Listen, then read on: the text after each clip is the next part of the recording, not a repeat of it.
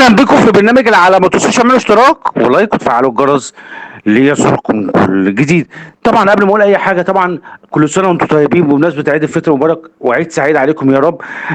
فيديو النهارده عن الهجاص رضا عبد العال. يعني قلت لكم قبل كده، ده اللي زي ده هجاص وبيهجص على الناس كلها وبيقول كلام غير صحيح بالمره ومش موجود على ارض الواقع. اللي زي ده بيقول كلام كله كذب وافتراءات زي ما قلت لكم على اللعيبه. واللي زي ده اصلا يعني قبل ما يكره النادي الاهلي هو كاره اصلا نفسه.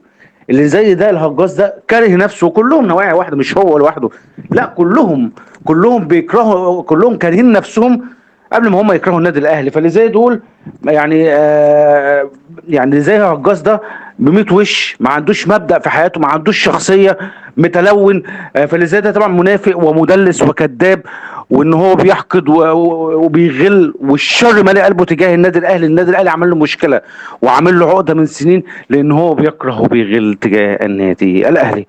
طبعا فيديوكم بجد والله العظيم حاجه، يعني حاجه بجد، يعني كذب كلها، يعني حاجه كلها، يعني ان هو ده كله كذب في كذب في كذب. تعال شوف انا كده. هو جوزيه. ايوه. ليه؟ لان كان معاه تيم قوي، وهو لما جه اول سنه فشل. يعني والله اقول لك حاجه، هجاص صدق لا عليك، انت هجاص وكذاب في نفس الوقت. ده ايه الكذب ده؟ لما تيجي تقول على مانويل جوزيه ان هو اول سنه مسك فيها النادي الاهلي فشل، لا ما فشلش. ده انت اللي طول عمرك حياتك اصلا عمرك ما عمرك طول حياتك كنت فاشل يا هجاص. مين اللي مانويل جوزيه فشل؟ ده عمره مع النادي الاهلي ما فشلش. مع اول سنه فاكرين كويس ان هو ما فشلش، جاب بطولات. انت بتقول فشل ازاي؟ انت شايف من انهي اتجاه؟ ما انت هجاص هجاص وهتفضل طول عمرك هجاص. لا بتفهم في حاجه ولا بتعرف في حاجه.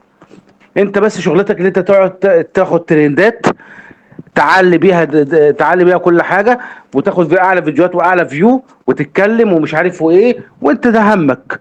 لكن تيجي تتكلم ككوره وكواقع، لا، تكذب بس على الناس وتهجص على الناس.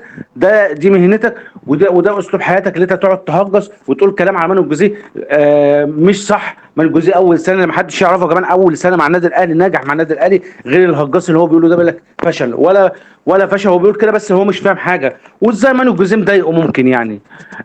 فطبعا اصلا هجاص ده عبد العال اصلا كاره للنادي الاهلي وحاقد على النادي الاهلي. رضا عبد العال، اعرف حجمك قبل ما تتكلم عن النادي الاهلي. استنوني في حلقه بكره من برنامج العالمي. السلام عليكم. بنزل من بيتي في كل يوم، رايح للأهلي أنسى الهموم وارجع فرحان.